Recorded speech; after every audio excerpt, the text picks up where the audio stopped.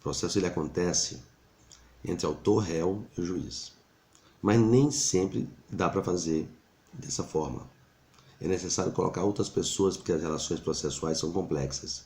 Então você tem o Instituto da Intervenção de Terceiros, onde a pessoa aparece como assistente, como uma oposição, denunciação à lide, diversas modalidades de intervenção.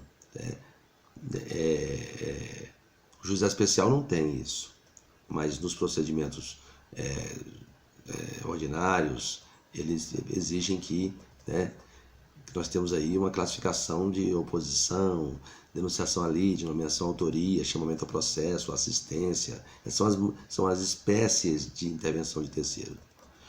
A oposição é quando o indivíduo alega que aquele direito pleiteado não é do autor nem do réu e é a favor dele. Então ele se opõe. Ou então, quando o indivíduo entra com a ação e quem deveria entrar era ele. Então você tem aí diversas formas. Por exemplo, o indivíduo interpõe ação contra A, contra B, né? E outra pessoa entra dizendo que alegando que aquele no direito não é nem do A nem de B, é de C. Então você tem aí, isso é uma oposição, por exemplo. Na nomeação à autoria, ocorrem duas situações diversas. Quando o mero detentor da coisa é acionado em virtude desta, indica o proprietário ou possuidor da coisa litigiosa. Então, eu sou locatário e o indivíduo entra contra mim, uma ação. Mas o problema é do locador. E aí, então eu faço a nomeação à autoria, dizendo que eu não sou o dono do imóvel, eu sou apenas locatário, por exemplo. Então eu faço a nomeação à autoria. Eu tenho a denunciação à lide, uma ação regressiva. Eu denuncio a lide ali, assim como eu faço a reconvenção, onde eu quero inverter o autor e réu. A entrou contra B, B entra contra A, dizendo que ele é o réu e não eu. Então você tem diversas formas de você enfrentar o processo antes de você discutir o direito material. Quando eu faço denunciação à lide, eu estou chamando o terceiro para responder por aquela lide, porque não sou eu, né? Então, o alienante, aquele que estiver obrigado pela lei pelo contrato, ou então eu posso chamar o indivíduo para o processo. Aquele que está sendo demandado o pagamento da dívida, chamar outros devedores. Eu sou sócio da empresa, mais 2 sócios. Fui demandado, eu faço o chamamento ao processo dos outros sócios, por exemplo. Então você tem aí várias hipóteses de chamar ao processo, de fazer uma assistência, onde você tem uma espécie de intervenção de terceiros, quando um especialista de um direito penal vai participar da atuação do Ministério Público, por exemplo. Então essas são as possibilidades que a gente tem uma noção da teoria geral do processo, para você, claro que isso não é cabível em todos os procedimentos, tem que ver quais são as possibilidades. O Código de Processo Civil agora mudou, tem uma série de restrições, você tem que dar uma estudada nessa área. Não pode ser assim de um dia para o outro. É só você saber que existem esses institutos e que eles são cabíveis. Tá certo? Que isso aqui é uma aula de teoria geral do processo. Eu estou só explicando como funciona o processo, as formas, a base processual. Tá bom?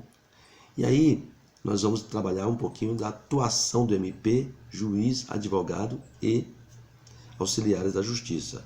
Os advogados, o Ministério Público, ele é oriundo da França.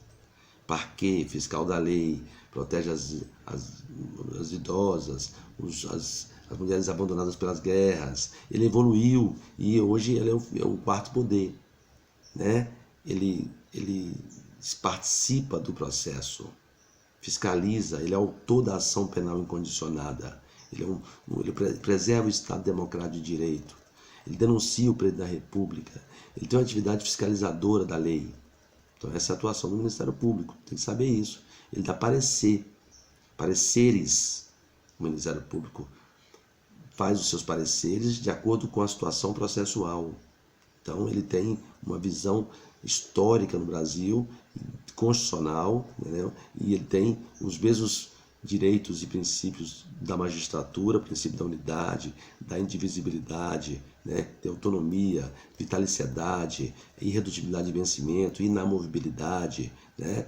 Então você tem aí o Ministério Público participando de várias situações, de ações rescisórias, nulidade de casamento, indenização, e a ação direta de inconstitucionalidade, ação civil pública, pedir interdição, tudo isso aí o Ministério Público atua para defender interesses de incapazes, né, estado de pessoa, pátria, tutela, curatela, interdição, casamento. O Ministério Público participa aí obrigatoriamente. Tem situações que ele não participa, mas só no caso de interesse público o Ministério Público participa.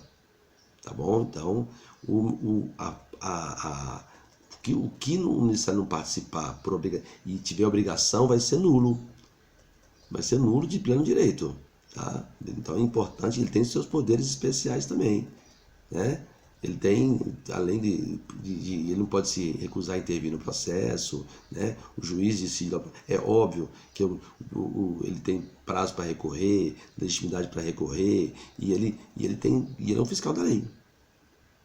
Daqui a pouco a gente continua para falar um pouco mais.